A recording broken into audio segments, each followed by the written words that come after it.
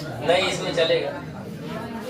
अविकारी शब्द यानी ऐसे शब्द जिन पे लिंग, वचन और कारक का प्रभाव न पड़ता हो, उनको हम अविकारी शब्द कहते हैं, और उन्हीं को हम क्या बोलते हैं? अव्यय कहते हैं। जैसे हम बात करें प्रतिदिन, प्रतिदिन यह क्या है? अव्यय है। यह क्या है? अव्यय। अव्यय में किस प्रकार का अव्यय है? तो ये विशेष क्रिया विशेषण है। कैसा है?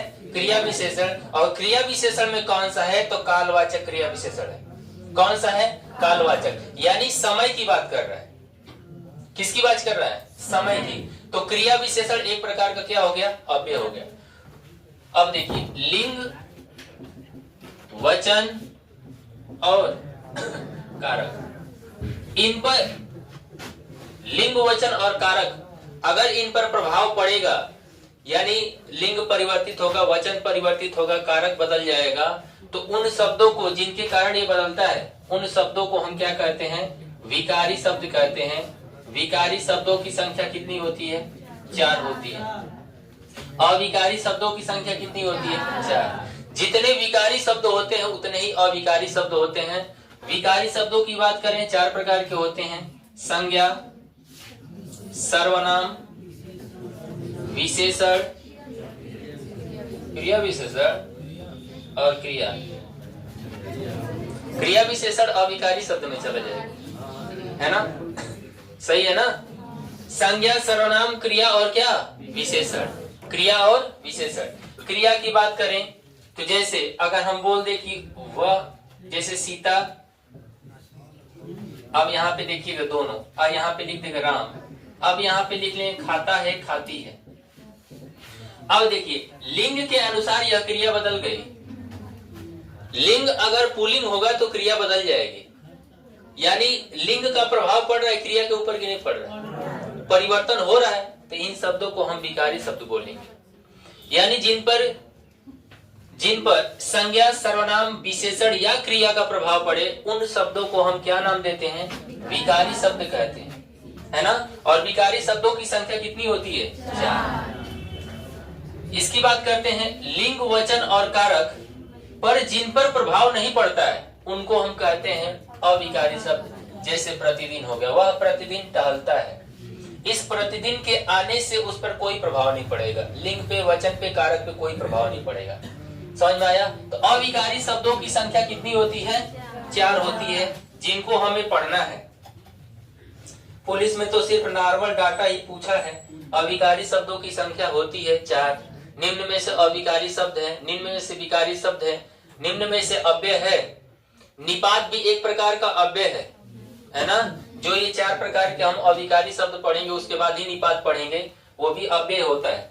एक प्रकार का अव्यय में शब्दों पे जोर डालता है। देखिएगा, ये आपका जो अविकारी शब्द होते हैं 4 प्रकार के, जैसे ये खत्म होगा आपका संज्ञा, सर्वनाम, विशेषण और क्रिया, इसके बाद ही अविकारी शब्द शुरू हो जाएंगे, जिसमें सबसे पहले कौन सा आता है? क्रिया विशेषण। क्रिया विशेषण। और आपको पता है कि अविकारी शब्द ही अव्यय कहलाते हैं, जिन पर लिंग, वचन, कारक का कोई प्रभाव नहीं पड़ता, इसलिए बोलते हैं क्रिया विशेषण अव्यय। दूसरा आपका आ जाएगा, बोलिए, क्रिया विशेषण के बाद संबंध, संबंध वाचक अव्यय।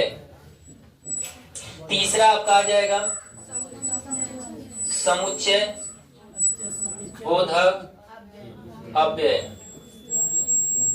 और 5वां आ जाएगा विस्मयादि, विस्मयादि बोधक अव्यय। विस्मयादि बोधक अव्यय। यही अब जब पार्ट ऑफ स्पीच पढ़ते हैं तो इसको एडवर्ब बोलते हैं। क्या बोलते हैं? एडवर्ब बोलते हैं। इसको प्रीपोजिशन बोलते हैं, इसको कंजंक्शन बोलते हैं, और इसको इंटरजेक्शन बोलते हैं। यही है, ठीक। अब ध्यान से सुनिएगा, सबसे ज्यादा क्वेश्चन इन्हीं दोनों में कंफ्यूज करता है, संबंध और समुच्चय में। तो एक चीज याद रखिएगा, जितने भी प्रीपोजिशन के शब्द आएंगे वो के सब किसमें चले जाएंगे? संबंध में। इंग्लिश का प्रीपोजिशन, ये आपका कंजंक्शन, दिमाग में रखे रहिएगा। जैसे मैं आपको एग्जांपल लिख देता हूं, है ना, जैसे राम और श्याम के बीच क्या होगा, गहरी दोस्ती है। यहाँ पे अंडरलाइन कीजिए। रेखांकित जो शब्द है वह किस प्रकार का अव्यय है? ऑप्शन आपके पास है। रेखांकित शब्द में किस प्रकार का अव्यय है? चारों ऑप्शन है। यहाँ बीच है। रेखांकित शब्द में किस प्रकार का अव्यय है? बहुत तगड़ा क्वेश्चन, जल्दी बताइए। तो मैंने अभी बताया आपको कि जो भी शब्द दिया रहेगा उसका इंग्लिश का प्रीपोजिशन वर्ड देख लीजिएगा। यह आपका है क्या? जो भी प्रीपोजिशन वर्ड आएगा यानी वह संबंधवाचक अव्यय में चला जाएगा। आपको पता है कि बिटवीन मीन्स क्या होता है? बीच होता है। यह आपका प्रीपोजिशन है। ये आपका क्या है? प्रीपोजिशन। संज्ञा या सर्वनाम की उस वाक्य में स्थिति बताता है, पोजीशन बताता है, वह कहां पे स्थित है, ऊपर है, नीचे है, दाएं है, बाएं है, कहां पे है, उसका पोजीशन का निर्धारण करेगा। उसी को हम संबंध बोलते हैं। यानी संज्ञा सर्वनाम के बीच को संबंध को स्थापित करेगा, उसकी स्थिति को, पोजीशन को बताएगा। जैसे there is a cat under the table, table के नीचे एक बिल्ली है। जनरली कहीं भी बिल्ली की बात होगी तो कॉमन सेंस यही कहेगा वो टेबल के नीचे ही लगभग होगा। पुस्तक की बात करेगा तो आपका कॉमन सेंस यही करेगा टेबल के नीचे नहीं होगा, टेबल के ऊपर होगा। जब बिल्ली की ऊपर की बात करेगा ना तो मूवमेंट की बात करेगा। एक टेबल पर बिल्ली बैठी नहीं है, एक टेबल पर बिल्ली कूदी है ना, तो वहां पे अपान का प्रयोग होता है। ठीक है, बात समझ में आ रहा है? जब कोई वस्तु किसी वस्तु के ऊपर आती है और स्पर्श करती है, साथ ही साथ मूव में होती है, तो वहां पे अपान का प्रयोग होता है। किसका प्रयोग होता है? He jumped upon the table। समझ में आ रहा है? ये चीज होता है। और आन का प्रयोग वहां होता है जब कोई वस्तु किसी वस्तु के ऊपर हो और स्थिर अवस्था में हो। There is a book on the table। एक पुस्तक मेज पर है, यानी वो स्थिर अवस्था में, रुकी हुई अवस्था में, रेस्ट पोजीशन में है।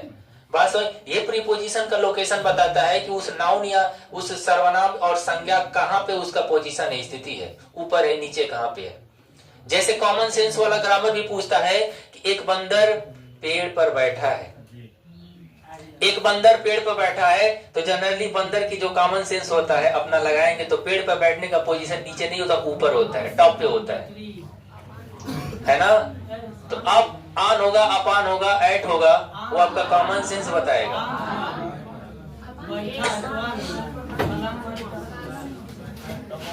खैर छोड़िए, ये समझ में चीजें आई। और इसी के लास्ट में एक और आता है अव्यय, जिसे हम निपात कहते हैं। इसको अलग से टॉपिक हम लोग पढ़ेंगे, निपात। ठीक है, तो अविकारी शब्द कितने प्रकार के? 4 प्रकार के। सबको याद हो गया? क्रिया विशेषण, संबंध, समुच्चय और विस्मयादि। जिन पर लिंग वचन कारक का प्रभाव नहीं पड़ता है उन्हें हम क्या कहते हैं? अविकारी शब्द कहते हैं। कारक की बात करें तो कारक होता क्या है, जिसे इंग्लिश में हम केस कहते हैं। क्या बोलते हैं? केस। इंग्लिश में क्या बोलते हैं? केस। अब ये केस होता क्या है तो याद रखिएगा। अब इंग्लिश में एक शब्द पढ़ा, हम इंग्लिश से जोड़ के बता रहे हैं, noun and case. Noun and case in opposition पढ़े हैं। Noun and case in opposition, यानी कारक करता क्या है? कारक क्या करता है? संज्ञा या सर्वनाम के बीच करता क्या है? नहीं, कारक जो होता है या कारक जो केस होता है यह संज्ञा या सर्वनाम का लोकेशन टाइम के साथ बताता है, समय के साथ निर्धारण करता है। समझ में आ रहा है? और एक दूसरे संज्ञा को जोड़ने का भी काम करता है। जैसे अगर मैं कहूं कि कर्ता कारक की जब, वैसे कारक कुल कितने प्रकार के? कुल कितने प्रकार के? 8 प्रकार के। किशोरीदास वाजपेयी के अनुसार कारक कितने प्रकार के? दुगुड़ा द लास्ट का 6 प्रकार के। कितने प्रकार के? 6 प्रकार। अभी आ रहे कौन? एक और है ना, कामता प्रसाद, वो भी आएंगे, है ना, इसी में आएंगे। किशोरीदास वाजपेयी 6। आपसे पूछेगा सबसे पहले कि जो कारक 8 होते हैं उसमें सबसे पहला जो कारक होता है जिसे कर्ता कारक कहते हैं, उसका मुख्य कार्य क्या है? तो कर्ता कारक किसी भी वाक्य में जब आता है तो वह क्रिया वह क्रिया के साथ समय को संपादित करता है। यानी कर्ता के साथ अगर ने लग जाए, है ना, ने लग जाए तो वह किस काल को दर्शाएगा? हमेशा भूतकाल को दिखाएगा। किसको दिखाएगा? हमेशा भूतकाल को। कोई भी वाक्य लिखेंगे उसमें ने लगा रहेगा तो हमेशा भूतकाल में जाएगा। आप कोई भी वाक्य बना लीजिए, कोई भी वाक्य बनाइए, वह कभी वर्तमान में कभी भविष्य में हो ही नहीं सकता, हमेशा भूतकाल में जाएगा। तो कर्ता क्रिया के साथ किसी भी संज्ञा या सर्वनाम के साथ जब ने लगता है, मैं बार बार बोल रहा हूं, किसी भी संज्ञा या सर्वनाम के साथ, जैसे अगर हम बात करें संज्ञा की बात करें तो मैंने बोला राम ने, है ना, इसको मैंने अलग लिखा। जब संज्ञा के साथ विभक्ति को, विभक्ति चिन्ह को अलग लिखते हैं तो इसको हम विश्लिष्ट विभक्ति कहते हैं। क्या कहते हैं? विश्लिष्ट विभक्ति। और जब सर्वनाम के साथ लिखते हैं, जब सर्वनाम के साथ लिखते हैं तो इसी को हम इसमें जोड़ के लिखते हैं। क्या करके लिखते हैं? जोड़ करके, सर्वनाम में जोड़ के लिखते हैं, तब उसको हम संश्लिष्ट विभक्ति कहते हैं। क्या बोलते हैं? संश्लिष्ट। तो विभक्ति कितने प्रकार की? दो प्रकार की, विश्लिष्ट और संश्लिष्ट। संश्लिष्ट यानी संश्लेषण, सिंथेसिस वाला, जोड़ने वाला, और जोड़ने का काम हमेशा सर्वनाम के साथ होता है विभक्ति का।